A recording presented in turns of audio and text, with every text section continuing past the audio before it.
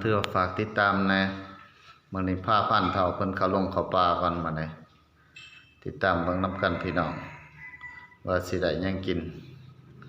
เพราะเฮาก็กำลังไปฮอด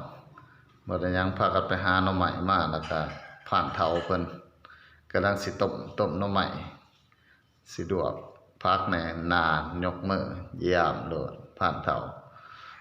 พาผ่านเฒ่าไปพักผ่อนหย่อนอารมณ์ผู้แต่งกินกะแต่ง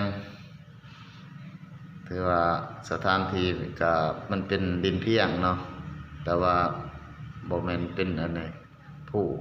ผู้สร้างที่พักก็สร้างผ่านเฒ่าเพิ่นก็สิไปหาลวกผักลวกหญ้ามาสู่ไอ้น้องกินหลังจากแต่งอยู่คือกินแล้วเฮาจังค่อยสิไปสอกหาแนวอยู่แนวกินว่าสิมันหรือบ่มันจังติดตามเบิ่งนำกันพี่น้องมื้อนี้ออกป่า